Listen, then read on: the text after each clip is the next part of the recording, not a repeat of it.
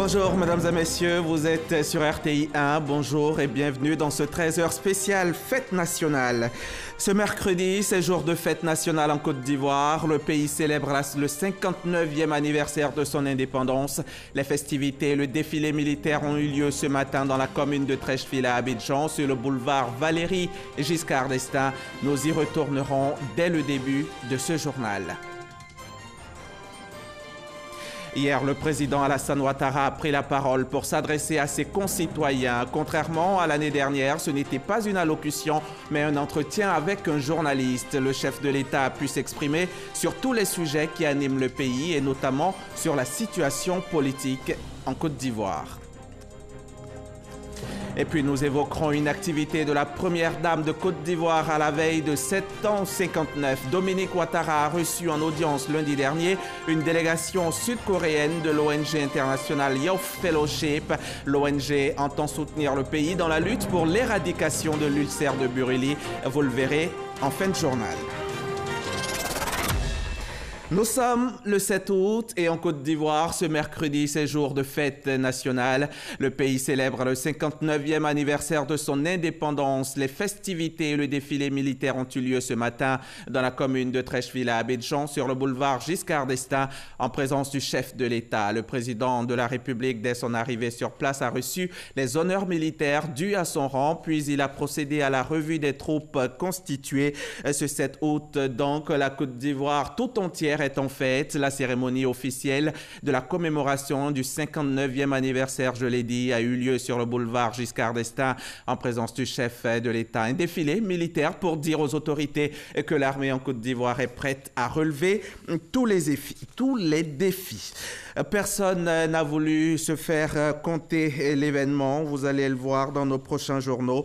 Ils y étaient tous. Nous avons pu leur tendre le micro. Tous nos reporters déployés donc pour cet événement sur le boulevard Giscard d'Estaing. La Côte d'Ivoire indépendante donc depuis 59 ans. Cet anniversaire est célébré partout en Côte d'Ivoire. La preuve en images à présent avec nos reporters de RTI Boaké. Cérémonie commémorative du 59e anniversaire de l'indépendance de la Côte d'Ivoire. Boulevard du Palais du Carnaval. Cérémonie de prise d'armes et adresse du préfet de Boaké à ses administrés. 7 août, fête du souvenir, de devoir et de mémoire. La fête nationale exige l'amour de la patrie et commande le respect des lois qui la régissent, symbole de notre liberté. Le préfet Théophosy a fait un large tour d'horizon de l'actualité politique, de la santé, de l'économie. Cependant, dira-t-il, beaucoup reste à faire, citant le programme d'action prioritaire comprenant des projets à impact large et rapide pour répondre aux aspirations des populations ivoiriennes. Toutes ces mesures visent à répondre aux attentes des populations, à accentuer la lutte contre la pauvreté et à améliorer l'impact social de l'action gouvernementale sur les populations vulnérables en améliorant significativement leur pouvoir d'achat. Boaké, à l'image de la Côte d'Ivoire tout entière, est au travail. Elle a besoin de stabilité et de la cohésion de tous pour la réalisation de ses projets de développement. Un défilé militaire a mis un terme à cette célébration. Hier, au palais de la présidence de la République, à la salle des pas perdus, l'on a assisté à la journée de l'excellence, cérémonie qui avait pour innovation cette année l'institution de 3 nouveaux prix. Il s'agit du prix d'excellence de la lutte contre le désordre urbain, le prix d'excellence du meilleur artisan de paix et de cohésion sociale et le prix d'excellence de la promotion de l'investissement privé. 81 lauréats en tout ont été récompensés. Ils sont élèves, militaires, fonctionnaires de l'administration publique, créateurs d'entreprises, responsables d'ONG, enseignants, personnes de culture, travailleurs du domaine médical, travailleurs du domaine agricole, restaurateurs, sportifs, hôteliers. Ce sont aussi des personnes morales, à savoir des structures publiques, des entreprises privées, des sociétés coopératives et organisations non gouvernementales, des associations de développement et organisations socio-culturelles, des collectivités territoriales. Ce sont au total 81 lauréats pour cette édition 2019 de la Journée nationale de l'excellence. 34 personnes physiques, dont 24 hommes et 12 femmes et un couple, et 44 personnes morales. Sélectionnés dans tous les secteurs de l'administration publique et dans tous les domaines d'activité, ils ont en commun l'excellence de leur travail et l'excellence de leur performance, ce qui leur vaut d'être désormais en pleine lumière et considérés comme des modèles pour toute la nation. Ils ont été félicités par le président de la République Alassane Ouattara et son épouse, la première dame Dominique Ouattara. Symbole désormais de l'excellence en Côte d'Ivoire, Akissi Delta, Véronique Tadjo pour les plus connus, professeur Koulibaly Didi Kouko, Yahi Oulouassié Jennifer, première femme ivoirienne pilote de ligne, et tous les autres sélectionnés ont reçu comme prime un diplôme et un chèque de 10 millions de francs. On va à présent écouter le chef de l'État, le président Alassane Ouattara, hier donc à l'occasion de la remise des prix d'excellence. Honorables invités, mesdames et messieurs, les succès enregistrés par le Prix national de l'excellence constituent un motif de satisfaction pour nous tous. Ce prix qui met en lumière des hommes, des femmes et des jeunes qui contribuent au quotidien au rayonnement de la Côte d'Ivoire constitue désormais une exhortation au changement d'attitude et de comportement pour l'avènement de l'Ivoirien nouveau. Je voudrais donc adresser mes chaleureuses félicitations et mes encouragements aux lauréats de l'édition 2019 pour l'exemplarité de leur travail dans leur domaine d'activité respectifs. Chers lauréats, vous avez su vous hisser au rang d'exemple pour vos sœurs et vos frères et vos parents en travaillant avec détermination et assiduité. Soyez-en très fiers et nous sommes très fiers de vous. Bravo. Bien évidemment, je voudrais vous inviter à persévérer dans vos efforts et à demeurer des modèles afin de contribuer à l'avènement de la Côte d'Ivoire nouvelle, émergente et prospère, à laquelle nous aspirons tous. Et nos reporters sur place ont recueilli le sentiment de quelques récipiendaires. On les écoute. Ce prix n'est pas un prix individuel pour le directeur des marchés publics, c'est le prix de l'ensemble du personnel de la direction des marchés publics qui, au quotidien, s'adonne au travail. Et c'est également un défi à compter d'aujourd'hui parce qu'il faut mériter la reconnaissance de la nation. Je voudrais féliciter et remercier les populations du Bounkané qui nous ont permis aujourd'hui d'être à ce niveau-là et les encourager, les exhorter à continuer le travail qui nous a amené là pour que nous allons beaucoup plus loin parce que c'est possible. Nous avons beaucoup de potentiel, faisons-le pour la Côte d'Ivoire, faisons-le pour nos populations et faisons-le pour le développement de cette région. C'est une grande joie pour nous et en cet instant précis, 3 sentiments m'animent. Sentiment de gratitude, d'humilité et de qualité. Le travail de gouvernance est un travail complexe. Nous avons des dossiers extrêmement complexes sur lesquels nous devons travailler. Nos avis, nos analyses ne doivent pas souffrir d'insuffisance. Nous devons travailler en équipe parce que l'inspecteur général n'est que le premier parmi des égaux qui sont des inspecteurs. Il est le capitaine d'une équipe. Donc nous devons travailler sur des dossiers extrêmement complexes. Nous avons élevé la barre à un niveau tel qu'aujourd'hui, il faut qu'on puisse continuer sur la même voie, maintenir le cap de la qualité. Ce prix il est pour moi, mais n'est pas tout à fait pour moi.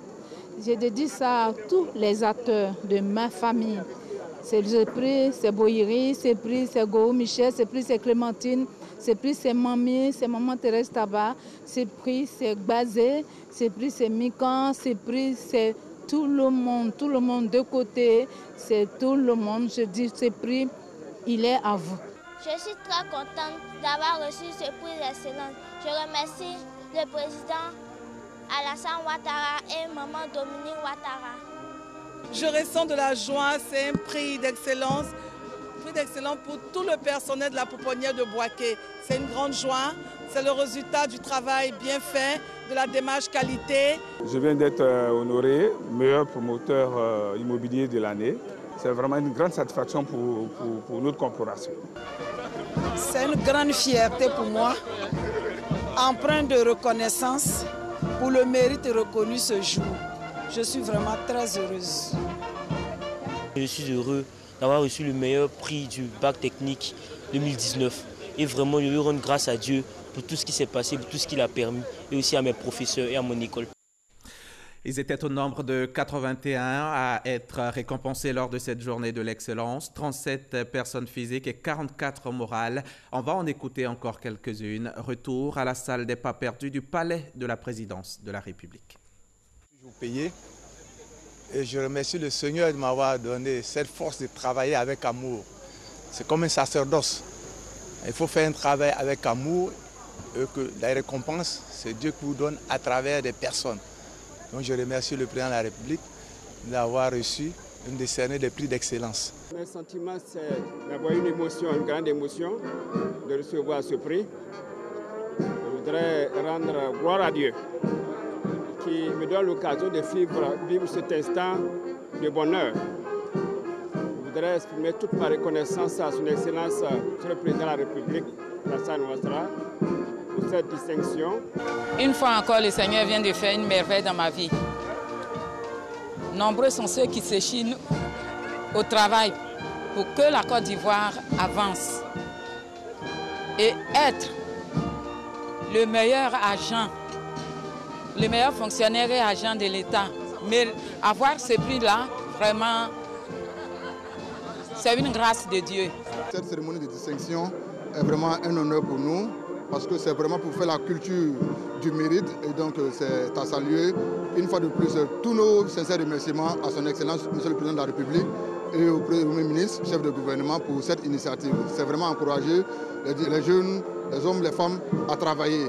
Le travail bien fait est toujours récompensé. Je suis très heureuse d'être là, de recevoir ce prix au nom de mon équipe pour toutes ces années de travail et tout ce qu'on a envie de faire encore. C'est très encourageant d'avoir déjà à ce niveau-là ce prix. C'est une grande joie pour moi de faire partie des lauréats à la veille de l'indépendance de la Côte d'Ivoire où l'État de Côte d'Ivoire célèbre vraiment les plus méritants.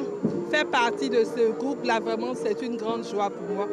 Nous venons d'obtenir le prix d'excellence de la commune la plus propre. Et pour nous, c'est un prix qui marque la continuité du travail qu'avait débuté Monsieur le ministre Ouattara Birahima Téné, que nous avons eu le plaisir de remplacer au niveau de la commune. C'est donc les sillons qu'il a tracés que Monsieur le maire Berté Abdraman a suivis. Je tenais à dire merci à Monsieur le Président de la République ainsi qu'à tout le gouvernement ivoirien pour la reconnaissance du mérite accompli par le greffe du tribunal de première instance de Bouaké. Je suis particulièrement ému et fier de recevoir le prix de l'excellence qui aujourd'hui consacre le travail de l'ensemble des collaborateurs du groupe aujourd'hui, que je veux féliciter et remercier. La joie est donc indescriptible chez ces récipiendaires. C'est d'autant plus grand leur joie chez les militaires ivoiriens. C'est plein de bonheur qu'ils ont défilé ce matin pour la commémoration des 59 ans d'indépendance de la Côte d'Ivoire, mais certainement aussi pour la célébration de leur victoire sur le FC San Pedro en finale de la 40e édition de la Supercoupe. Félix Houphouët-Boigny, des militaires qui jouent bien au foot. La société Omnisport de l'armée l'a encore démontré hier en écrasant son adversaire 3-0. Assumer son statut de champion de Côte d'Ivoire, telle est la mission assignée à la société Omnisport de l'armée à l'heure d'affronter le vainqueur de la Coupe nationale, le FC San Pedro, dans la finale de la Supercoupe Félix Houphouët-Boigny. Privée de ses cadres habituels partis sous d'autres cieux, la formation de San Pedro éprouve des difficultés à développer son jeu. À l'inverse de la SOA, qui profite d'un temps fort pour débloquer la situation au tableau d'affichage, l'œuvre d'Aboubacar Doumbia au quart d'heure de jeu. Menés au score, les joueurs de San Pedro tentent de revenir dans la partie en seconde période, mais la frappe de Chris Oumondi passe au-dessus du cadre. À force de vouloir recoller au score, les hommes du coach Gianni Tarek s'exposent au contre. Très en vue dans ce match, Mamadou Soumaro double la mise. à 2-0. Le FC San Pedro n'est pas au bout de ses peines. Sur un errement défensif du FC San Pedro, Ange Mondé scelle la victoire de la SOA pour le 3e but.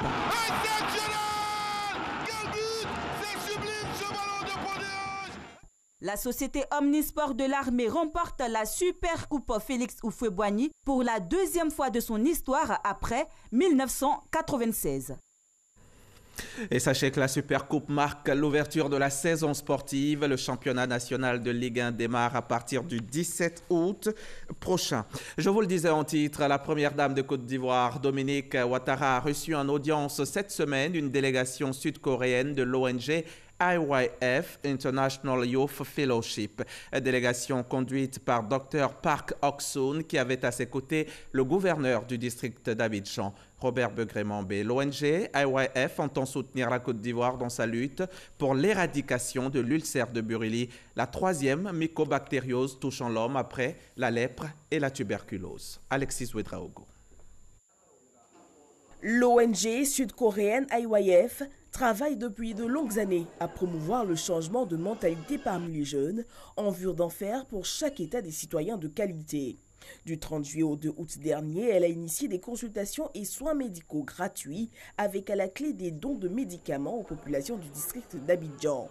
Et l'ONG n'entend pas s'arrêter là. Pour la première dame Dominique Ouattara, présidente de l'ONG Children of Africa, cette initiative doit être encouragée. Notons que le fondateur de IYF et le ministère ivoirien de la Santé ont signé une convention portant sur la lutte contre l'ulcère de Burili. Les deux hommes ont affirmé leur conviction pour éradiquer la maladie. Le forum AGOA, c'est fini. La 18e édition de l'African Growth and Opportunity Act a refermé ses portes hier lundi.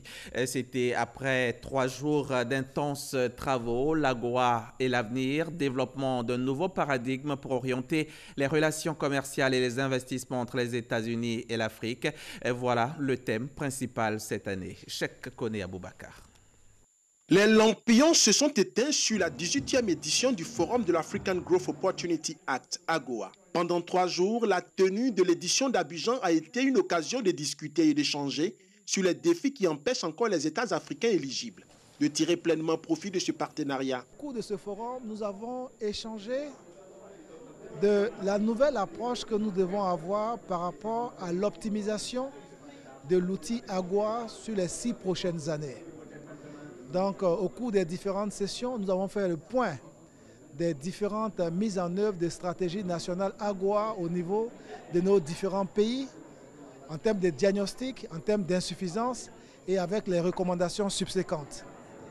Nous avons également évalué au niveau de l'ensemble des ministres africains les propositions ou recommandations à faire pour améliorer l'appropriation de l'AGOA, des mécanismes de l'AGOA, en vue à ce que sa contribution au commerce entre les États-Unis et l'Afrique puisse booster nos échanges, en tout cas vers le haut. En dépit des difficultés rencontrées, selon l'administration américaine, par la voix du secrétaire d'État adjoint aux affaires africaines, Tibor Nagy, l'impact de l'AGOA sur les économies africaines est énorme. Augmentation de 300% des devises d'exportation depuis 2001. 300 000 emplois créés, dont 14 000 emplois destinés aux femmes. Le forum AGOA d'Abidjan a enregistré 1100 participants, dont 300 de la délégation américaine. 36 des 39 pays éligibles étaient présents, dont 28 représentés par leur ministre du Commerce. La 19e édition du forum AGOA se tiendra à New York en 2020, où sera choisi le pays africain devant abriter la 20e édition en 2021. L'AGOA a refermé ses portes hier mardi. L'après-AGOA se dessine. C'est dans 6 années exactement, en 2025. La 19e édition, Cheikh Kone le disait, la 19e édition se tiendra à New York, aux États-Unis. Les mécanismes pour assurer cet après-AGOA se mettent en place et les initiatives se multiplient. Et c'est ce que nous dit notre reporter qu'on va retrouver maintenant. Les États-Unis et l'Union africaine partagent le désir mutuel de renforcer leurs liens en matière de commerce et d'investissement, au-delà de l'AGOA, appelée à venir à expiration en 2025, afin de déboucher à terme sur un partenariat commercial continental susceptible de faciliter l'intégration régional. C'est en substance la déclaration commune des États-Unis et de l'Union africaine relative à la mise en œuvre de la zone de libre-échange continentale africaine, ZLECA, lors de la 18e édition du Forum AGOA à Abidjan. Ainsi, à travers la ZLECA, l'Afrique veut parler d'une seule voix en luttant contre les obstacles au commerce. De leur côté, les États-Unis d'Amérique veulent contribuer à la création de ce vaste marché où les investissements et le commerce vont s'accroître. Une vision commune qui se dessine et qui appelle de nouvelles initiatives. L'administration américaine a développé 2 initiatives majeures, le Prosper Africa et le BULT Act. Prosper Africa, c'est une autre manière de fédérer les actions des agences américaines pour faire face aux enjeux de développement des pays, notamment africains. C'est-à-dire que les agences américaines, il y en a plusieurs, ils ont mis en place un mécanisme de fédération de ces agences, de coordination de leurs actions, et certes qu'ils puissent en être beaucoup plus efficients. Par le passé, ces agences agissaient de façon cloisonnée. Aujourd'hui, c'est par une approche coordonnée que ces agences vont mettre ensemble leurs efforts pour soutenir le commerce et les investissements en Afrique. L'innovation à travers cette initiative-là, c'est que c'est toutes les agences du gouvernement américain qui vont apporter leur savoir-faire à l'Afrique. Donc vous avez par exemple l'USAID, vous avez par exemple OPIC, vous avez par exemple le département du commerce, vous avez le département d'État et toutes ces agences du gouvernement américain vont se mettre ensemble pour porter une assistance technique aux pays africains. La seconde initiative est le BULT Act, qui est une loi votée par le Congrès américain. Cette loi a favorisé la création de l'International Development Financial Corporation. Cet organisme aura accès à 30 000 milliards de francs CFA en capital financier pour aider les entreprises américaines à investir sur les marchés émergents du monde entier sans faire tomber les pays dans le piège de l'endettement à long terme. L'après l'AGOA est donc tout pensé. Il revient donc aux PME africaines d'avoir une approche pragmatique et de responsabilité face aux enjeux du futur. Car les perspectives sont prometteuses. D'un côté, les États-Unis d'Amérique qui présentent un marché de plus de 325 millions de consommateurs et l'Afrique avec la ZLECA qui aura un énorme marché d'1,2 milliard de consommateurs. L'AGOA 2019, c'est donc fini. Vive l'AGOA 2020 à New York aux États-Unis. Dimanche prochain, 11 août, les musulmans de Côte d'Ivoire célébreront l'Aïd el-Kébir, la fête de Tabaski. C'est donc officiel, c'est le COSIM et le CODIS qui l'annoncent au micro de Pargassoro Koné. Le Conseil supérieur des imams des mosquées et des affaires islamiques en Côte d'Ivoire, COSIM, et le Conseil des imams sunnites, CODIS, informe la communauté nationale que la station à Arafat, à la Mecque, aura lieu ce samedi 10 août 2019, correspondant au 9 Zulhijja 1440 de l'Hégire. Par conséquent, la fête de la Tabaski sera célébrée en Côte d'Ivoire, Inch'Allah, le dimanche 11 août 2019, correspondant au 10 Zulhijja 1440 de l'Hégire. Les imams souhaitent bonne fête à toutes et à tous. Niye kibaraye kabwanya limami tomba fla yoro Côte d'Ivoire COSIM ani CODIS ko ka silama bɛɛ lajɛlen lalonia k'a fɔ sibiri n'o le bɛna bɛn uti kalo tele tama 2019 la o le bɛna bɛn arafa loma n'o bɛ zulhijja tele 9 ye san 1440 ko ladon n'Ala subhanahu wa ta'ala sɔnna ma dimanche lon n'o le bɛna bɛn uti kalo tele 11 ma 2019 la o le bɛna bɛn an ya seliba ma mi ye zulhijja tele 10 ye asambe sambe wassalamu alaikum wa rahmatullahi wa barakatuh. Ce mercredi, la Côte d'Ivoire célèbre donc son indépendance. Hier soir, le président Alassane Ouattara s'est adressé à ses concitoyens. C'était au cours d'un entretien avec un journaliste, Brouaka Pascal en l'occurrence. Le chef de l'État a pu s'exprimer sur tous les sujets qui animent le pays. Entretien à suivre maintenant. Mesdames, Mesdemoiselles, Messieurs, bonsoir. Je suis très heureux de vous retrouver.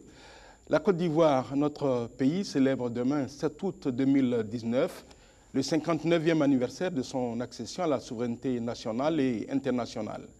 Nous sommes ici au Palais présidentiel, au plateau. Nous avons l'honneur de recevoir pour vous son Excellence Alassane Ouattara, président de la République de Côte d'Ivoire, sur les antennes de la RTI.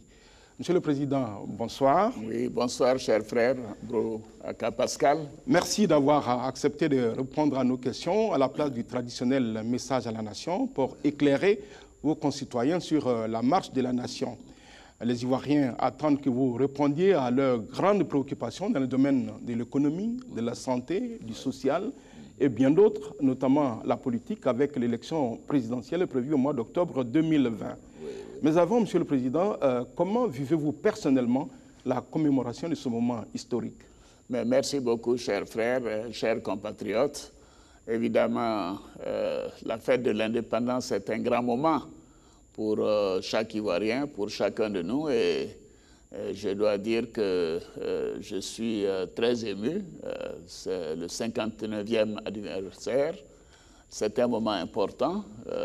C'est une opportunité également que vous me donnez de faire un peu un bilan de mon action depuis 8 ans. Et je dois commencer par saluer tous mes compatriotes et leur dire que c'est grâce à notre union que nous en sommes arrivés là. Et j'ai une pensée particulière pour le père de la nation, le président Félix Houphouët-Boigny. Je félicite d'ailleurs notre télévision, la RTI, qui a passé ces temps-ci des séquences des précédentes fêtes d'indépendance, et c'était vraiment émouvant.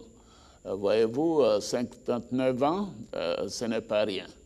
Et évidemment, nous avons bénéficié de sa sagesse pendant des décennies, et moi je suis là depuis 8 ans, et je voudrais, avant même de commencer, souhaiter à tous mes concitoyens une excellente fête de l'indépendance. Nous aurons un grand défilé militaire demain et je crois que ce sera l'occasion de montrer que le pays est bien tenu et que nous avons des forces armées déterminées à faire en sorte que le pays continue dans la stabilité. Alors, 59 ans d'indépendance, 8 ans que vous-même vous êtes aux commandes de ce navire. Quel est l'état de la nation ivoirienne aujourd'hui? La Côte d'Ivoire aujourd'hui va bien. Ce n'était pas le cas en 2011, quand je suis arrivé, mais il n'est nul besoin de reparler du passé. Mais aujourd'hui, le pays va bien. Le pays va bien, cela est constaté par nos concitoyens. Nous voyons un peu toutes les indications de satisfaction par rapport à ce que nous avons pu faire, que ce soit dans le domaine des produits agricoles, dans le domaine de l'eau potable, de l'électricité, etc.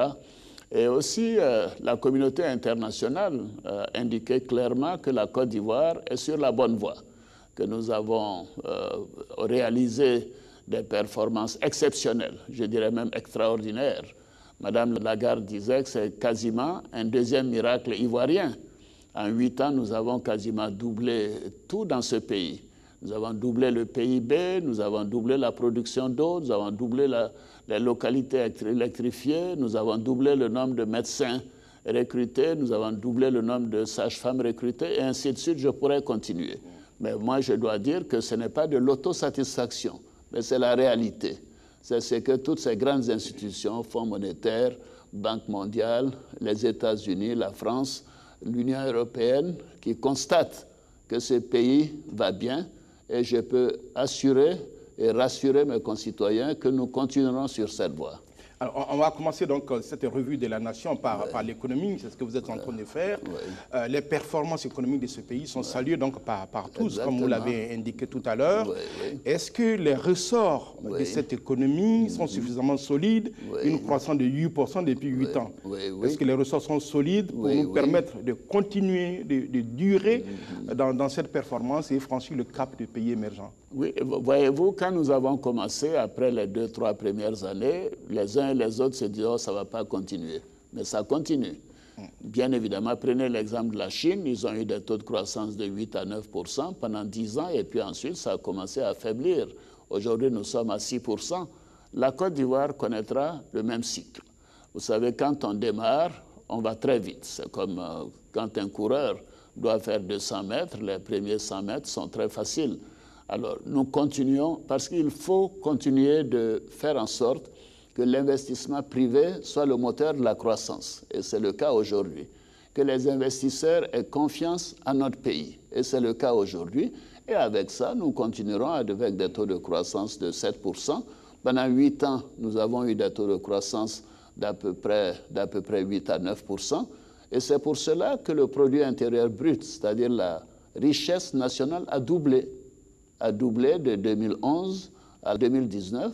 Nous avons doublé le produit intérieur brut. Mais évidemment, le produit par tête d'habitant n'a pas augmenté autant à cause de l'augmentation de la population, mais néanmoins, le revenu par tête d'habitant a augmenté de 40%, c'est-à-dire chaque Ivoirien, en moyenne, a eu ses revenus augmentés de 40%. Et ceci devra continuer. Voilà, je suis très confiant et je dois dire à mes concitoyens que cette voie, nous la continuerons. C'est la bonne voie, c'est la voie de la prospérité future pour notre grand pays. Un des éléments clés de cette économie, Monsieur le Président, c'est l'agriculture. Tout à fait, tout à fait. Et l'agriculture a toujours été le moteur de la croissance. Il représente aujourd'hui près de 20% donc, du produit intérieur brut. Ce sont des éléments techniques. Il était à 25% il y a 8 ans. Mais ce qui est important, c'est de nous assurer que les personnes qui produisent nos produits agricoles, les paysans, soient bien rémunérés. Et c'est ce qui explique cet accord que nous avons développé avec le Ghana pour assurer un prix minimum donc, à nos paysans. Et vous verrez, le 1er octobre prochain, nous augmenterons le prix du cacao parce que je veux qu'on revienne au prix de 1000 francs que nous avons connu en 2015. Les prix ont baissé de 35% en 2017. En 2015, nous avions pu augmenter les prix jusqu'à 1000 francs. Mais maintenant, nous allons reprendre cette stratégie d'augmenter régulièrement le prix aux producteurs et nous faisons en sorte que ce soit la même chose pour les noix de cajou, pour le coton et même pour les produits donc, qui sont exportés sur le continent africain. Moi, je suis confiant. Vous voyez, l'agriculture est la base, mais nous devons aller au-delà. Nous devons commencer à manufacturer et à transformer. C'est un de vos objectifs. Où est-ce que vous en êtes aujourd'hui dans la transformation de notre agriculture vers l'industrie et les services? Tout à fait, vous avez raison. Voyez-vous, au niveau, par exemple, du cacao, nous sommes au tiers de la transformation. Quand il s'agit des noix de cajou, nous étions à moins de 10%. Bientôt, nous serons à 20-25%, peut-être dans 2-3 ans à 50%, et ainsi de suite. C'est important parce que c'est ce qui donne la valeur ajoutée et qui permet de créer des emplois pour nos jeunes et nos femmes. Et en matière d'intégration, Monsieur le Président, il est annoncé une monnaie au niveau de la CEDEAO, c'est l'ECO. Quel est le calendrier de mise en circulation de cette monnaie? Oui, ben, d'abord, les chefs d'État, nous avons arrêté en fin juin à Abuja que nous aurons une monnaie commune et nous avons arrêté le nom de cette monnaie commune qui s'appelle l'ECO. Mais il y a des conditions pour que la monnaie soit de manière effective mise en place. Et en cela, il faut des critères de convergence. Il faut par exemple que les pays aient un déficit qui ne soit pas trop élevé, déficit budgétaire, que les budgets soient bien gérés et que nous ayons une gestion de la dette qui soit raisonnable et ainsi de suite. C'est ce qu'on appelle les critères de convergence. La Côte d'Ivoire est en bonne route pour respecter les critères de convergence cette année ou l'année prochaine. Mais ce n'est pas le cas de tous les pays, les 15 pays de la CEDEAO. Ce que nous avons arrêté à Abuja, c'est de dire que les pays qui respecteront les critères de convergence, donc vraisemblablement la plupart des pays de l'UMOA, notre union monétaire, pourront, s'ils le désirent, démarrer avec d'autres pays qui ont de bonnes performances économiques telles que les Cap-Vert et ainsi de suite. Donc c'est une question de respecter les critères de convergence pour nous permettre de mettre en place donc, la monnaie commune. Moi, je souhaite personnellement que cela puisse se faire dès l'année prochaine, au moins qu'on puisse l'annoncer. Mais est-ce que ce sera effectif l'année prochaine ou dans 5 ans? Je ne peux pas vous le dire. Cela dépend de chacun des pays, les efforts que les uns et les autres sont prêts à faire pour respecter les critères de convergence. Et donc la Côte d'Ivoire est annoncée comme l'un des premiers pays à s'engager dans l'utilisation de cette monnaie. Il est également annoncé la zone de libre-échange continentale au niveau de l'Union africaine. C'est ça. Qu'est-ce que cette zone de libre-échange apportera à l'économie ivoirienne? Mais et qu'est-ce que cela impliquera pour la population? Vous voyez ce que l'UMOA et la CEDEAO apportent à l'économie ivoirienne. Nous sommes un pays qui a le plus grand chiffres de pourcentage en matière d'exportation vers les autres pays. Par exemple, les pays comme le Burkina, le Mali sont des partenaires importants pour nous. Alors, quand il y a intégration, ceci facilite les mouvements de biens. Moi, je considère que la zone de libre-échange prendra un peu de temps, certes, parce que tous les pays n'ont pas la même gestion de l'ouverture de leur marché. J'ai indiqué déjà à mes homologues que je note que les entreprises des pays autres que la Côte d'Ivoire, des pays voisins, même en dehors de la CEDEAO, ont des entreprises ici parce que notre marché est ouvert, mais nous n'avons pas cette facilité dans les autres pays, que ce soit en Afrique de l'Ouest ou en dehors de l'Afrique de l'Ouest. Donc, ce sera une condition qui est la réciprocité. Nous sommes ouverts, mais les autres marchés doivent être ouverts. Si tout le monde s'ouvre, les mouvements de biens et services permettront à nos économies d'avoir des taux de croissance encore plus élevés. Vous avez rappelé tantôt, Monsieur le Président, cette initiative avec le Ghana en matière de cacao, les deux premiers producteurs mondiaux. Quelles sont les chances de succès de cette initiative commerciale? Mais c'est quasiment acquis. Je ne vais pas rentrer dans trop de chiffres, mais l'accord, c'est que nous n'allons pas vendre la récolte de 2020-2021 à moins de 2600 $ la tonne. Et nous aurons une marge de 400 $ pour nous assurer de reverser aux producteurs un minimum de montant. Donc j'aurai l'occasion de parler plus précisément de cet accord quand ce sera définitivement mis en place. Mais les acheteurs ont compris. Vous voyez, sur 100 milliards de montants tirés du cacao sur les marchés internationaux, les paysans ghanéens et ivoiriens qui produisent 66%, donc les 2 tiers du cacao, n'en tirent que 6 milliards. 6 milliards sur 100 milliards. Ce n'est pas normal. Donc les acheteurs, les grandes industries, conviennent avec nous que nous devons arriver à faire en sorte que les paysans aient une plus grande rémunération. Et c'est ce que nous avons arrêté et ce sera effectif à partir d'octobre 2020. Monsieur le Président, un élément qui permet peut-être de mieux apprécier la santé de notre économie, ce sont ces grands travaux que vous avez engagés, qui sont en train de transformer la face de ce pays un peu partout. Quand on en parle, ça fait la fierté de certains Ivoiriens, mais il y en a d'autres qui disent, attention, le président est en train d'endetter lourdement le pays. Quelle est la réalité? Pas du tout. Mais vous savez, nous avons un des taux d'endettement les plus faibles dans la sous-région et sur le continent. Nous sommes à peu près à 45% aujourd'hui d'endettement. Et la norme que nous avons arrêtée au niveau de l'UEMOA et même de la CEDEAO est de 70%. Alors donc nous sommes en deçà. Et les projections montreront que nous n'allons pas dépasser ce montant de 45%. Et même jusqu'en 2025, au mieux, nous serons à 50%. C'est-à-dire ce pays est bien géré. Il n'y a pas de risque d'endettement. Vous savez, il ne peut pas y en avoir. Je suis un macroéconomiste. Ce sont des choses que j'ai eu à faire à travers le monde, pas seulement en Afrique. Je veille à ce que l'endettement de la Côte d'Ivoire n'étouffe pas l'économie ivoirienne. Et mes compatriotes peuvent me faire confiance. Et je pense que nous sommes sur la bonne voie et que l'endettement que nous avons également, quelquefois, c'est pour effacer les anciennes dettes qui avaient été contractées à des conditions trop onéreuses. Alors, donc, c'est une gestion macroéconomique de qualité, et c'est d'ailleurs ce que tout le monde reconnaît. Nous continuerons dans cette voie. Nous ferons en sorte que ce pays ne soit pas surendetté. Nous ferons en sorte que l'inflation soit faible, parce que c'est ce qui protège les populations. Et nous ferons en sorte qu'il y ait une croissance économique continue pour améliorer le quotidien des Ivoiriens et éviter l'augmentation de la pauvreté que nous avons connue avant 2011. Vous savez bien que le taux de pauvreté a baissé considérablement en Côte d'Ivoire depuis que nous sommes aux affaires, et ça continuera de baisser. Alors justement, continuons dans votre politique sociale, Monsieur le Président. Quand on parle de croissance, il y a une partie des Ivoiriens qui dit on ne mange pas croissance. Quand on parle de travaux d'infrastructure, on vous répond on ne mange pas goudron. C'est une boutade bien ivoirienne, mais qui montre qu'il y a une réalité. C'est la forte attente des populations en matière d'amélioration de leurs conditions de vie. Mais je crois que j'entendais ça il y a 4-5 ans, mais je crois que les points de vue ont changé. Parce que les populations apprécient d'avoir des routes quand même. J'étais à Dzopé pour l'inauguration de la route, donc à Dzopé, Yakassé à Tobrou.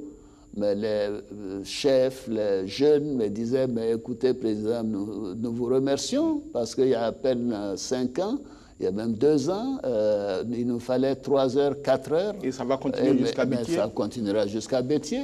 Maintenant, ils le font en 15 minutes. Alors, quand on fait la route en 15 minutes, Pascal, quand même, au lieu de 3 heures, déjà, on économise le carburant, n'est-ce pas? Je fais partie des plus heureux, Monsieur le Président, puisque c'est ma route. Ah ben, vous voyez, donc vous économisez beaucoup d'argent. Maintenant, le carburant, vous l'économisez. Et ensuite, pendant la saison des pluies, il n'y a pas d'immobilisation.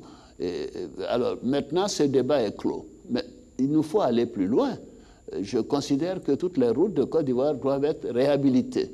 C'est un objectif que nous avons. Et en plus, toutes les capitales des régions doivent être connectées. C'est ce que nous faisons. Et vous allez voir dans 2-3 ans que nous aurons du goudron un peu partout pour relier les capitales régionales.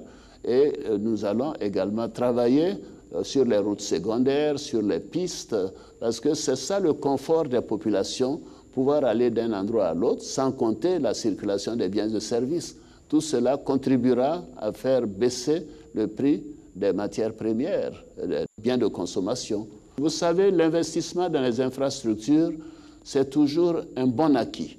La Chine s'est développée de cette façon. Tous les grands pays, même l'Europe. Vous savez, l'Europe a commencé avec le charbon, les chemins de fer. C'est un objectif. Pour nous qui sommes économistes, nous savons que la route précède le développement. Et le président Houphouët l'avait bien compris. Et c'est grâce à lui que nous avons eu des kilomètres ici d'autoroute. Et puis tout ça n'a pas continué après lui. Mais maintenant, nous avons amélioré, nous continuerons de faire en sorte que même l'autoroute Abidjan-Bouaké, Ferké-Ouaga soit réalisée dans les 2-3 prochaines années. Un des éléments clés de cette politique sociale, Monsieur le Président, c'est la santé des Ivoiriens. Oui. La couverture maladie universelle, il y a une longue campagne de sensibilisation. Les Ivoiriens attendent pour permettre à tout le monde, et surtout les moins nantis, de bien se soigner à moins de frais. Qu'est-ce qui retarde la mise en route comme vous le savez, nous avons mis en place cette année un programme social du gouvernement avec 725 milliards de francs CFA. Nous avons fait le point déjà pour les 6 premiers mois. Cela se déroule très bien. Et d'ailleurs, j'invite ceux, par exemple, qui ont des problèmes dans leur région, de nous envoyer des correspondances. Je reçois beaucoup de correspondances me disant, Président, nous n'avons pas un château d'eau dans notre village. Et j'ai dit au programme social de gouvernement, vous vous en occupez. Alors, ce qui est important, c'est qu'avec ce programme social de gouvernement, nous avons pris un certain nombre d'engagements, aussi bien sur l'école, sur la santé. Je vous dirais, par exemple, sur la santé, est-ce que vous savez qu'en 8 ans, nous avons doublé le nombre de médecins en Côte d'Ivoire? Beaucoup de gens ne le savent pas. En 8 ans, nous avons doublé le nombre de sages-femmes dans notre pays. Et je pourrais continuer. En 8 ans, nous avons doublé la quantité d'eau potable produite pour les populations. En 8 ans, nous avons électrifié autant de localités que les 50 premières années de l'indépendance. Je pourrais continuer. Donc, le programme social continuera de renforcer cet élan social pour le bien-être des populations. Ce que je voudrais, moi, c'est qu'à un point donné, surtout en 2025, nous ayons la satisfaction de voir que 100% des localités en Côte d'Ivoire sont électrifiées. Donc les 6 premiers mois sont totalement satisfaisants. Tout à fait. Et surtout, voyez-vous, par exemple, l'électrification des villages de plus de 500 habitants, et ce n'est pas seulement les villages, j'ai demandé qu'on y mette les campements. Nous avons les campements baoulés dans l'ouest et autres, tout ça doit être incorporé. Et quand, en 2020, nous ferons le point, on verra que plus de 80% de couverture, nous avons pu l'atteindre. Et nous continuerons dans cette voie. Et les problèmes de médicaments, les problèmes de recrutement, nous allons recruter plus de 10 000 enseignants. Ils commenceront dès le 1er octobre. Nous approvisionnerons donc les CHR et les CHI en médicaments. Tout cela est en bonne voie. Je suis très confiant et je félicite le Premier ministre pour vraiment sa précision, sa rigueur. Et les choses se passent très bien. Ce programme social du gouvernement est en train d'être exécuté conformément à ce que nous avons arrêté. Et mon objectif, c'est de le porter d'ici la fin de l'année à 1 000 milliards. Parce que nous avons maintenant les financements. Nous nous étions arrêtés à 725 milliards. C'était les financements que nous avions, mais grâce à la Banque africaine de développement et maintenant bientôt au Fonds monétaire international, nous allons pouvoir amener ce programme social à 1000 milliards. Donc je dis à nos concitoyens, si dans votre village, qui a plus de 1000 personnes, vous n'avez pas d'électricité, écrivez-moi. Écrivez, dites, Monsieur le Président de la République, mon village est à tel endroit, nous n'avons pas d'électricité, nous n'avons pas d'eau potable, et je vous promets que je vais régler ce problème. Alors, Monsieur le Président, vous êtes donc satisfait donc, de la façon dont les choses se déroulent, l'économie se porte bien, le programme social est en marche pour le bonheur des populations, mais au plan de la cohésion sociale, Monsieur le Président, on a l'impression qu'on n'est pas encore totalement sorti de la crise malgré le succès économique. Il y a des conflits intercommunautaires, le point d'orgue, ça a été Béoumi, avec 8 morts. C'est le vivre ensemble que vous prônez dans votre politique qui est mise à mal. Que répondez-vous? Oui, mais Pascal, vous savez, mon programme de gouvernement, c'était le vivre ensemble. Nous avons bien diagnostiqué ce problème quand nous étions dans l'opposition. Et nous avons pris toute une série de mesures pour aller vers donc, le renforcement de la cohésion nationale. Et on continuera. Ces conflits communautaires ne sont pas acceptables, surtout quand on voit les motifs. Mais il faut que les politiques aussi arrêtent d'attiser la haine et la mésentente. Maintenant, il y a toute une série de réunions. Le comité de sécurité, par exemple, au niveau national, s'est réuni à Yamoussoukro il y a 2 semaines. Des mesures ont été prises, des dispositions sont prises pour que nous puissions alerter dès qu'il y a la possibilité d'un conflit. Et maintenant, pour les conflits passés, nous continuerons de les gérer et surtout utiliser la chefferie traditionnelle, la Chambre des rois et chefs, pour leur dire qu'ils doivent aussi s'activer et parler à nos concitoyens pour dire qu'il ne faut pas continuer dans cette voie. C'est peut-être des signes aussi qui montrent que les blessures de la crise ne sont pas totalement cicatrisées. Oui, mais vous savez, en France, après la Deuxième Guerre mondiale, il a fallu 40 ans pour que les choses se règlent. Il ne faut pas qu'on dise qu'à la Côte d'Ivoire, en 8 ans, en 10 ans, on puisse régler tous ces problèmes qui ont été créés depuis la mort du premier président, du président Félix Houphouët-Boigny. Ça prendra du temps. Moi, je suis engagé. J'ai dit à tous mes concitoyens de s'engager dans cette voie. Je demande à tous les politiques de faire la même chose. C'est important de parler à nos concitoyens un langage d'apaisement, un langage d'union et de dire que la nation ivoirienne est en construction et avec une bonne politique économique, cela contribue à renforcer donc l'union nationale. Ouvrons maintenant, Monsieur le Président, la page politique. Il y a beaucoup de batailles qui se passent. On voit souvent des images à l'Assemblée nationale. Oui. La dernière pierre d'achoppement, ça a été la réforme de la CEI, réclamée par la Cour africaine des droits de l'homme et des peuples. Oui. La loi a été votée à une large majorité à l'Assemblée nationale et au Sénat. Mais, Monsieur le Président, pour vous, est-ce que l'équilibre réclamé par la Cour africaine des droits de l'homme est respecté? Mais c'est ce que nous pensons, puisque la Commission africaine des droits de l'homme et des peuples avait demandé, sur intervention d'une ONG, que la société civile soit mieux représentée. Elle avait 3 membres, maintenant elle en aura 6. Nous avions une commission qui avait 17 membres, dont près de la moitié était censée être proche du pouvoir.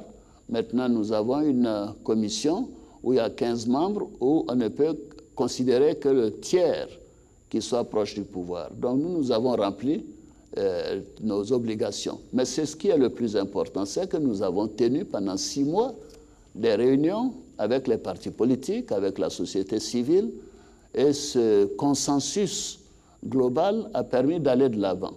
Maintenant, je suis bien placé pour savoir que la politique de la chaise vide n'est pas la bonne chose. Voyez-vous, mon parti d'origine, je ne dois pas dire mon parti d'origine parce que mon parti d'origine c'était le PDCI, mais le RDR, en son temps, avait boycotté les élections de 2000. Qu'est-ce qui s'est passé? Mais l'Assemblée a continué de fonctionner pendant 10 ans sans un député RDR. Alors j'ai toujours dit aux gens du RDR que c'était une erreur. Maintenant, nous avons la réforme de la commission électorale. Je constate que tout le monde y a participé et qu'au dernier moment, des 2 dernières réunions, le PDCI a décidé de ne pas y participer. C'est dommage, parce que la commission, elle a été votée par l'Assemblée, par le Sénat, Et je crois qu'ils ont saisi le Conseil constitutionnel qui les a l'opposition ne démord pas, Monsieur le Président. Mais très bien. L'opposition parle de passage en force. Elle a saisi le Conseil constitutionnel. Elle a été déboutée, certes, Monsieur le Président. Ne craignez-vous pas que ces contestations finissent par jeter un discrédit sur la présidentielle? Nous sommes en démocratie et la majorité, dans tous les pays du monde, c'est la majorité qui décide. À partir du moment où l'Assemblée nationale a voté, le Sénat a voté, il n'y a plus de discussion. Maintenant, les gens me parlent on dirait que c'est la CEI qui va voter. C'est les Ivoiriens qui vont voter, c'est ça le plus important. Et j'irai plus loin. On me dit, oui, c'est la CEI, sans la réforme, il y aura des problèmes.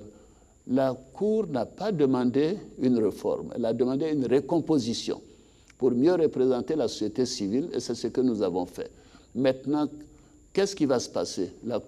Je vais promulguer la loi aujourd'hui, parce que tout le processus est bouclé. Et les uns et les autres désigneront leurs représentants, et ils vont se mettre au travail, parce que nous avons les élections en 2020. On ne peut pas continuer de discuter.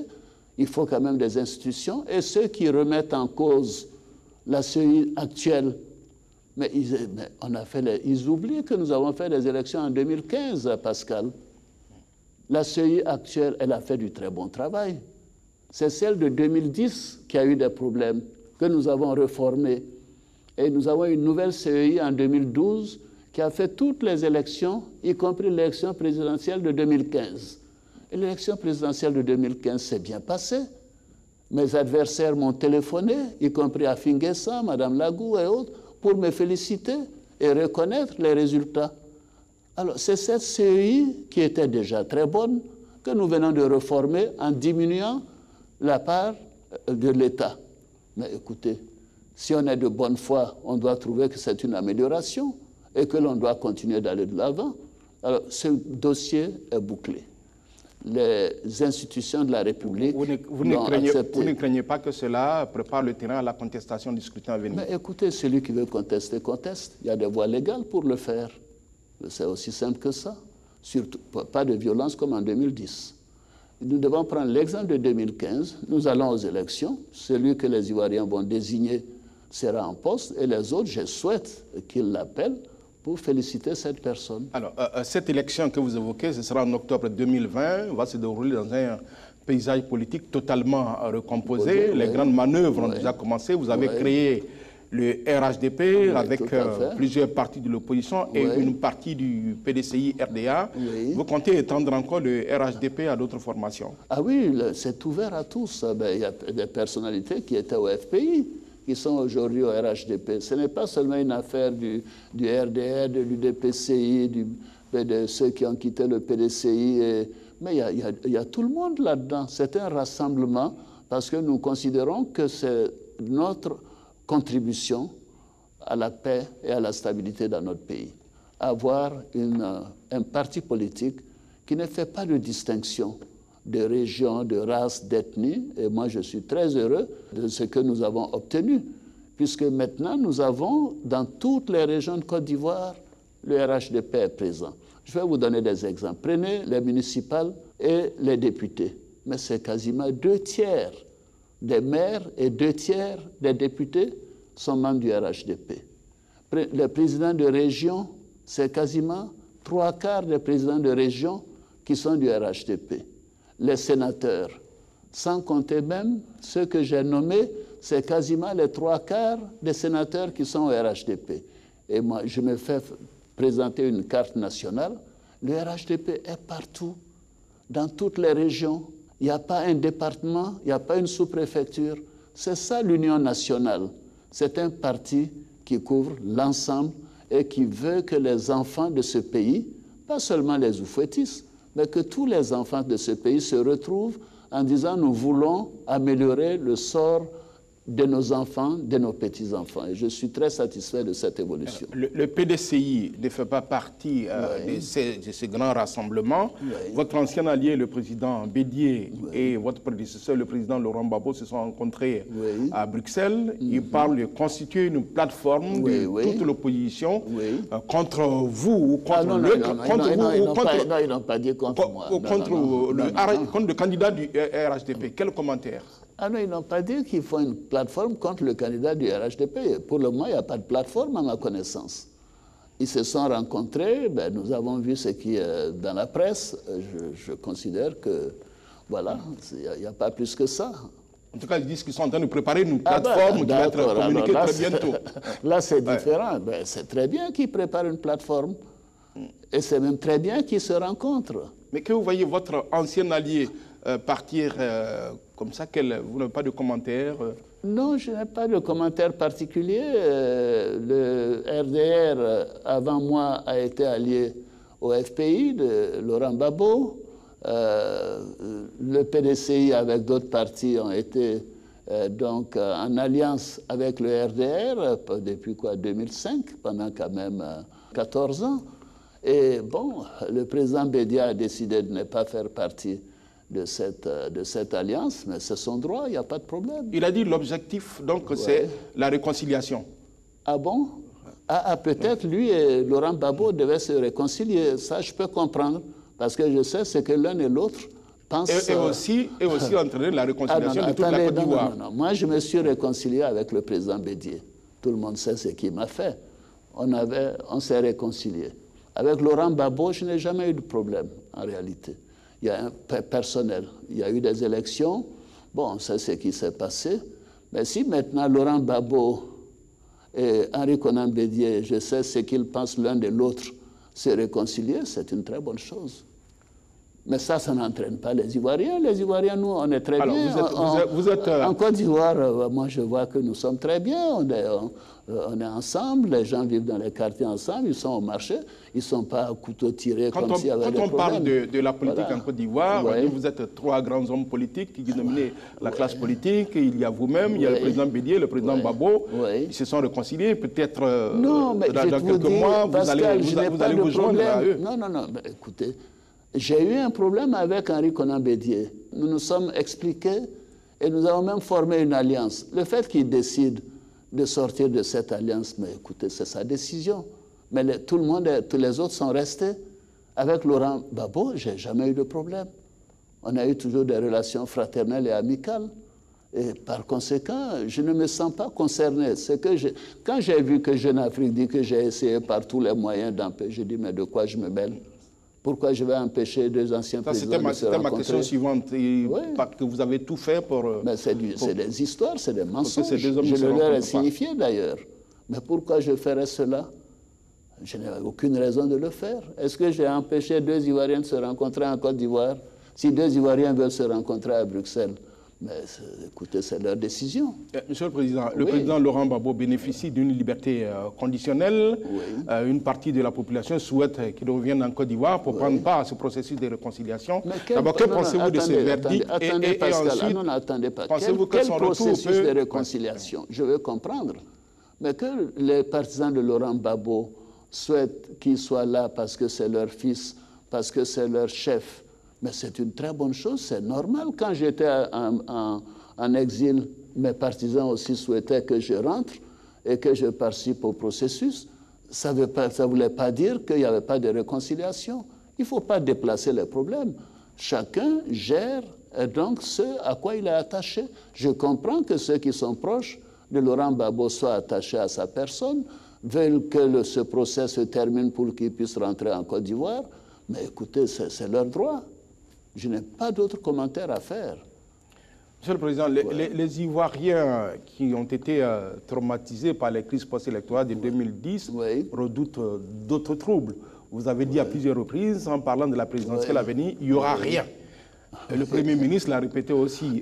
D'où tirez-vous cette confiance? Mais cher frère, quand même, pourquoi vous ne parlez pas de 2015? Dites-moi. Pourquoi on ne parle pas de 2015? Il y a eu 2010, c'est vrai. Mais après, il y a eu 2015. Il y a eu des élections de 2012 à 2015. Tout s'est bien passé. Il y a eu des élections de 2015 à 2017. Donc en clair, les Ivoiriens ne devraient pas craindre l'élection à venir. En 2018, il y a eu 2 élections où il y a eu quelques grabuges. Mais ce n'est pas à cause de ça qu'on va s'affoler. Et puis, faites-moi confiance, hein, les forces de défense et de sécurité seront là pour protéger les Ivoiriens et faire en sorte que ces élections soient paisibles. Je n'accepterai pas le désordre. Je n'accepterai pas les déclarations qui divisent les Ivoiriens et qui mettent en danger l'unité nationale et la cohésion nationale. Donc moi, je suis très, très, très serein. Nous aurons de bonnes élections en 2020 parce que d'abord, on a eu une commission qui a fait du bon travail en 2015, qui a été améliorée pour 2020.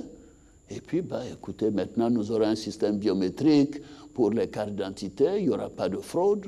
Mais les Ivoiriens voteront, ils les éliront le président qu'ils voudront et les députés qu'ils voudront.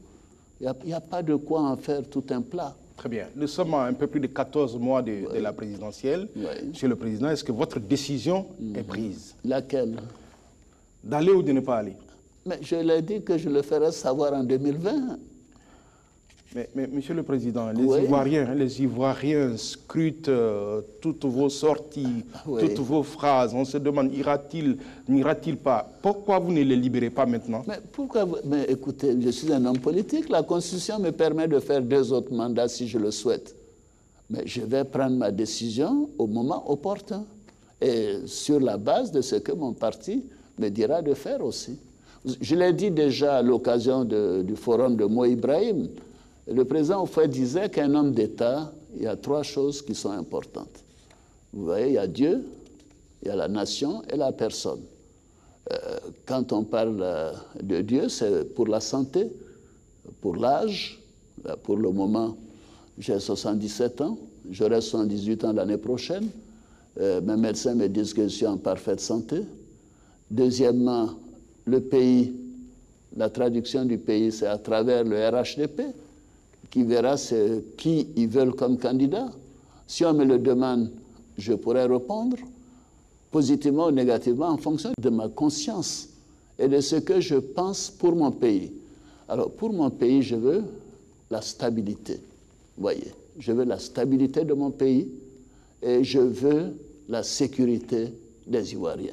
C'est ça mon objectif. Savez-vous ce que disent les Ivoiriens, Monsieur le Président? Non, je prendrai cette décision en 2020 en fonction de tous ces éléments. Ce n'est pas une affaire. Vous savez, quand on est président de la République, on a cette responsabilité, elle est lourde. La Côte d'Ivoire est maintenant en paix. La prospérité vient. La situation s'améliore. En 7 ans, nous avons fait plus que pendant 50 ans. Mais je vais faire un bilan à la fin de 2019 et à partir de là, je prendrai ma décision à mon âme et conscience pour donner le meilleur à mon pays. Les Ivoiriens disent que vous et le président Bédié, vous surveillez. Chacun attend la déclaration de candidature de l'autre pour se décider. Non, mais le président Bédié a 10 ans de plus que moi. Il n'a pas dit qu'il est candidat. Il ne faut pas lui mettre des choses dans la bouche. Hein. Moi, je lui ai parlé. Il n'a pas dit qu'il est candidat. Ben, on attend que...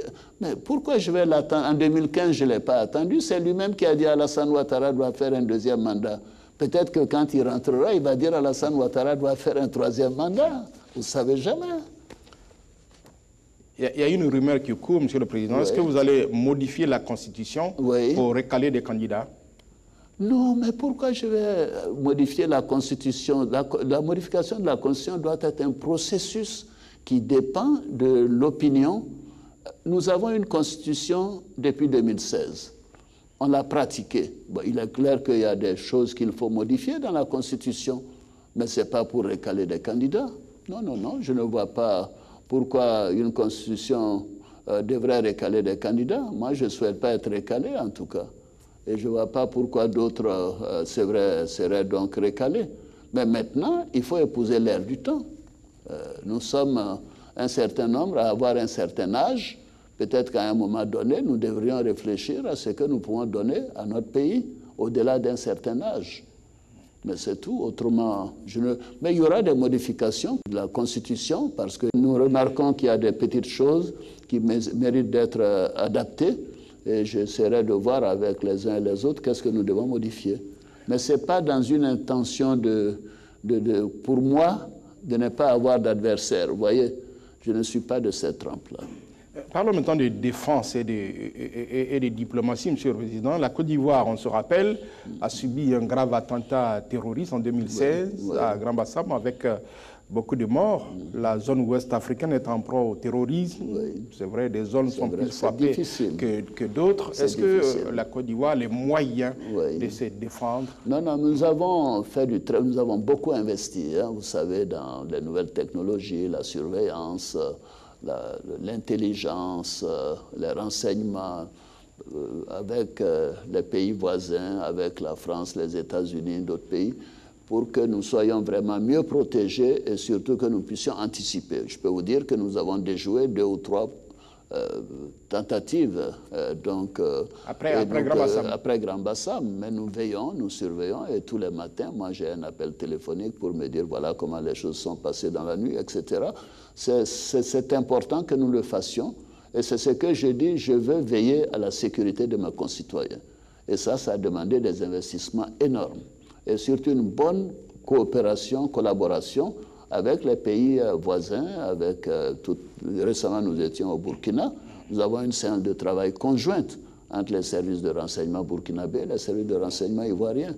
Beaucoup d'accords de coopération nous avons eu aussi des réunions avec le Ghana, le Togo, le Bénin, et des accords ont été signés. C'est important que nous soyons en paix et en sécurité.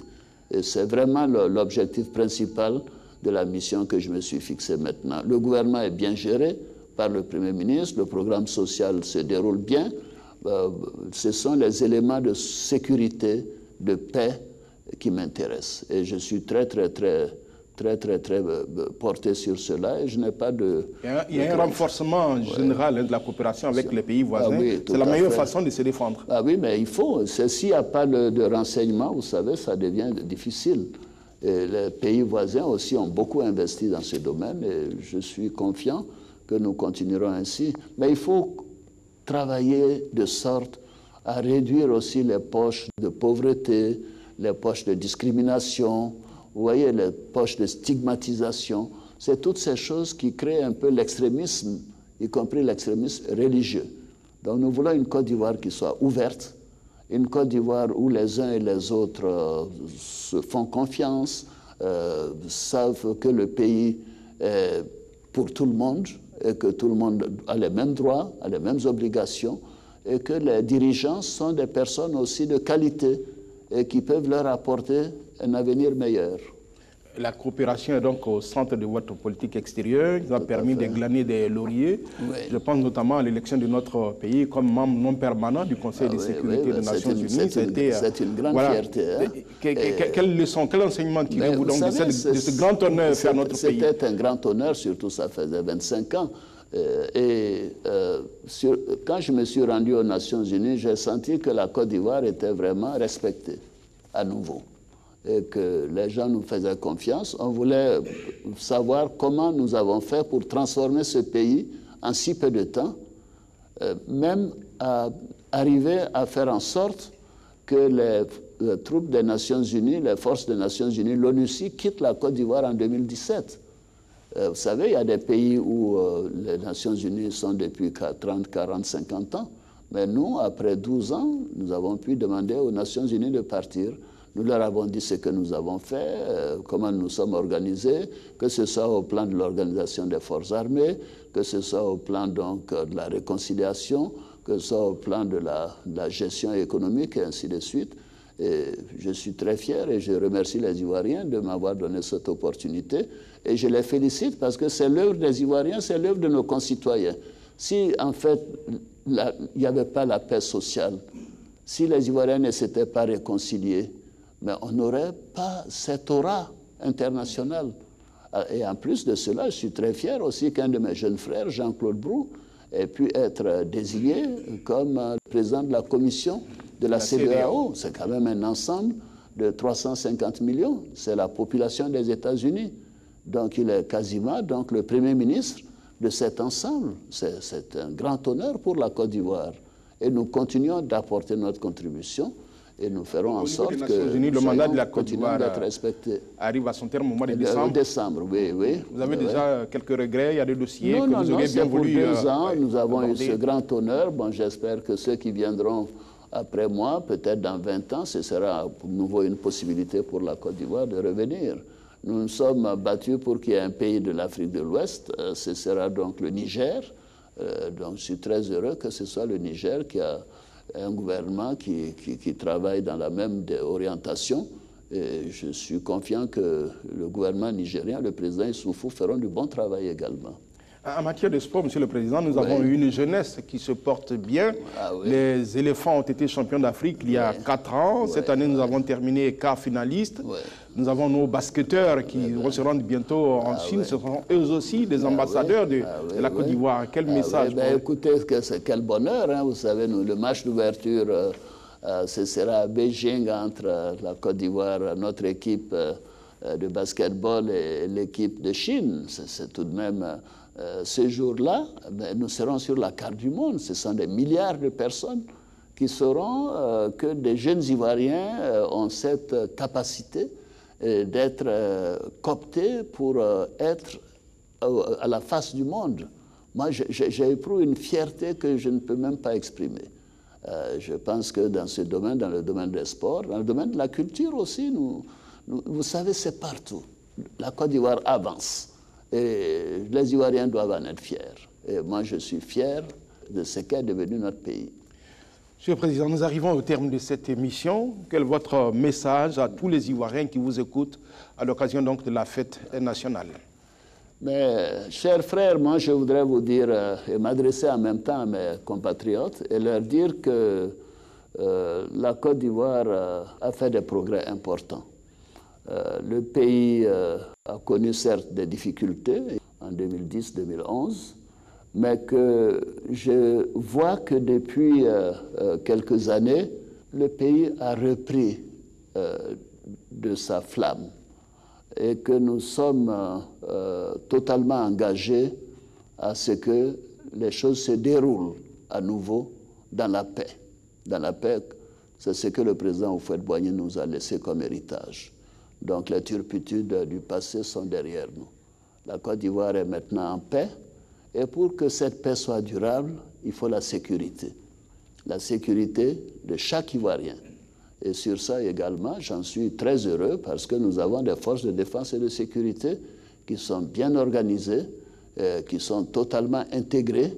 Et d'ailleurs, demain, le défilé militaire donnera encore l'occasion d'admirer tout ce qu'ils peuvent faire et tout ce qu'ils ont pu acquérir comme outils, comme instruments pour la protection des Ivoiriens. Alors, ceci étant, l'union, la cohésion, la confiance doivent être développées. Et nous devons travailler dans une atmosphère sereine. Nous devons respecter les uns les autres. Nous devons faire en sorte que tous nos concitoyens se sentent à l'aise en Côte d'Ivoire et se disent que le pays avance dans la bonne direction. Rien ne doit interrompre cet objectif, parce que la paix et la sécurité sont les éléments essentiels pour qu'un pays puisse se développer. En matière économique, évidemment, je sais que les Ivoiriens me font confiance. Nous en avons donné la preuve. Donc il n'y a pas de problème de ce côté-là.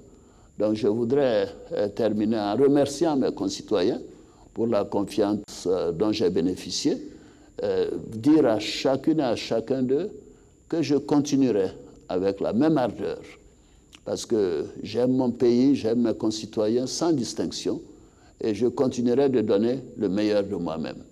Et je veux profiter de cette opportunité pour présenter à tous les Ivoiriens, à toutes les populations vivant en Côte d'Ivoire, leur dire bonne fête de l'indépendance. 59 ans, ce n'est pas rien. Et je pense que l'année prochaine, nous aurons à fêter les 60 ans et ce sera également un très grand moment. Bonne fête à toi, Pascal. Bonne fête à chacune et à chacun d'entre vous. Et à demain, au grand défilé qui nous attend. Merci beaucoup. Et merci à vous, Monsieur le Président, d'avoir répondu à nos questions sur les antennes de la RTI, Radiodiffusion, Télévision Ivoirienne. Mesdames et messieurs, c'est la fin de cette émission. Merci à vous de l'avoir regardé, de l'avoir écouté. Bonne fête d'indépendance à tous. Bonsoir. Voilà, vous venez de suivre l'entretien que le chef de l'État a accordé hier soir au groupe RTI, entretien à suivre sur tous nos réseaux sociaux. Avant de nous quitter, je vous rappelle ce qui fait l'essentiel de l'actualité ce mercredi 7 août. C'est la fête nationale de la Côte d'Ivoire, le 59e anniversaire de l'indépendance du pays. Une célébration marquée par un défilé militaire sur le boulevard Valéry Giscard d'Estaing, en présence bien sûr du chef de l'État, le président Alassane Ouattara. Défilé militaire qui vous a été retransmis tout à l'heure sur votre chaîne préférée RTI 1. C'est la fin de ce journal. Merci de l'avoir suivi. Merci de votre confiance et de votre fidélité. Vous pourrez le revoir sur notre application RTI Mobile et sur rti.ci. Bonne fête de l'indépendance et demain, retrouvez Michel Mambo à 13h sur la chaîne Kirassi.